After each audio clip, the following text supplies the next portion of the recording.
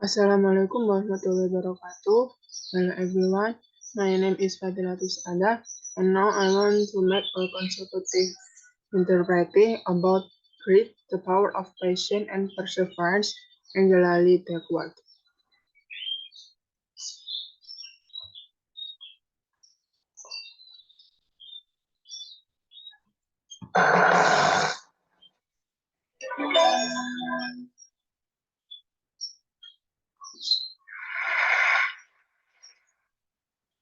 When I was 27 years old, I left a very demanding job in management consulting for a job that was even more demanding, teaching. I went to teach 7th graders math in the New York City public schools. And like any teacher, I made quizzes and tests, I gave out homework assignments. When the work came back, I calculated grades. What struck me was that I too was not the only difference between my best and my worst students. Some of my strongest performers did not have stratospheric IQ scores.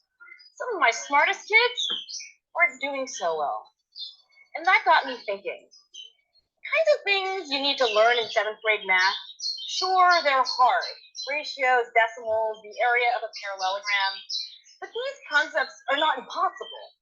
And I was firmly convinced that every one of my students could learn material if they worked hard and long enough. After several more years of teaching, I came to the conclusion that what we need in education is a much better understanding of students and learning from a motivational perspective, from a psychological perspective. In education, the one thing we know how to measure best is IQ. But what if doing well in school and in life depends on much more than your ability to learn quickly and easily? So I left the classroom and I went to graduate school to become a psychologist. I started studying kids and adults in all kinds of super challenging settings. And in every study, my question was, who is successful here and why? My research team and I went to West Point Military Academy. We tried to predict which cadets would stay in military training and which would drop out. We went to the National Spelling Bee and tried to predict which children would advance farthest in competition. We studied rookie teachers working in really tough neighborhoods, asking which teachers are still going to be here in teaching by the end of the school year. And of those, who will be the most effective at improving learning outcomes for their students? We partnered with private companies asking which of these salespeople is going to keep their jobs? Who's going to earn the most money? In all those very different contexts, one characteristic emerged as a significant predictor of success. And it wasn't social intelligence, it wasn't good looks, physical health, and it wasn't IQ. It was grit. Grit is passion and perseverance for very long-term goals. Grit is having stamina. Grit is sticking with your future, day in, day out, not just for the week, not just for the month, but for years, and working really hard to make that future a reality. Grit is living life like it's a marathon, not a sprint. A few years ago, I started studying grit in the Chicago public schools. I asked thousands of high school juniors to take grit questionnaires, and then waited around more than a year to see who would graduate. Turns out that grittier kids were significantly more likely to graduate, even when I matched them on every characteristic I could measure. Things like family income, standardized achievement test scores, even how safe kids felt when they were at school. So it's not just at West Point or the National Spelling Bee that grit matters, it's also in school, especially for kids at risk for dropping out. To me, the most shocking thing about grit is how little we know, how little science knows about building it. Every day, parents and teachers ask me, how do I build grit in kids? What do I do to teach kids a solid work ethic? How do I keep them motivated for the long run? The honest answer is, I don't know. What I do know is that talent doesn't make you gritty. Our data show very clearly that there are many talented individuals who simply do not follow through on their commitments. In fact, in our data, grit is usually unrelated or even inversely related to measures of talent. So far, the best idea I've heard about building grit in kids is something called growth mindset.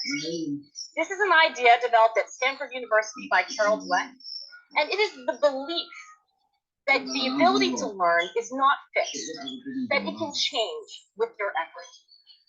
Dr. Dweck has shown that when kids read and learn about the brain and how it changes and grows in response to challenge, they're much more likely to persevere when they fail, because they don't believe that failure is a permanent condition. So growth mindset is a great idea for building grit, but we need more. And that's where I'm going to end my remarks, because that's where we are.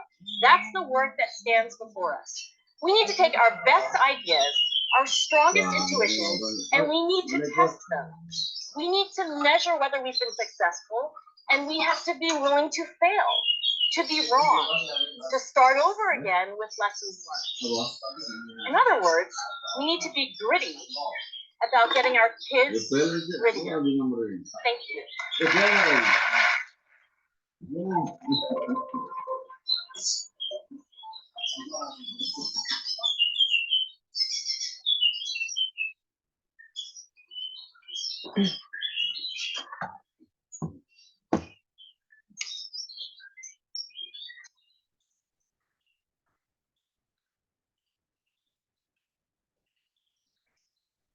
Ketika Angela berusia 27 tahun, dia meninggalkan pekerjaannya di bagian konsultan manajemen dan beralih ke mengajar. Angela mengajar matematika untuk kelas 1 SMP di sekolah-sekolah negeri New York. Angela sama seperti guru lainnya yang memberi muridnya tugas dan ujian. Angela menyadari bahwa IQ bukanlah satu-satunya perbedaan antara murid terbaik dan terburuknya. Beberapa murid yang mendapat nilai terbaik, mereka tidak memiliki IQ yang tinggi, begitu juga sebaliknya.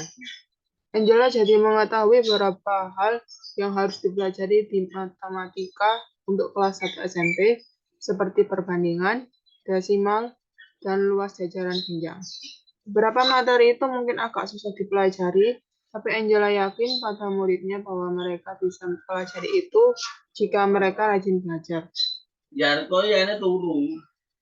Setelah beberapa bulan mengajar, Angela menyimpulkan bahwa hal yang diperlukan dalam pendidikan adalah pemahaman yang lebih baik antara murid dan pembelajaran, juga sudut pandang psikologis. Dan dia kemudian berhenti mengajar dan melanjutkan sekolah pasca sarjana untuk menjadi psikolog. Bersama timnya, Angela melakukan penelitian ke Akademi Militer West Point. Mereka juga pergi ke Spelling Bee. Mereka juga bermitra dengan beberapa perusahaan swasta. Dan dari penelitiannya, Angela menemukan karakteristik sebagai prediksi keberhasilan yang signifikan dan penting, yaitu tekad. Tekad adalah semangat dan ketekunan untuk tujuan-tujuan jangka panjang. Angela mulai mempelajari tentang tekad di beberapa sekolah negeri Chicago. Ternyata anak-anak yang lebih bertekad itu lebih mungkin untuk lulus.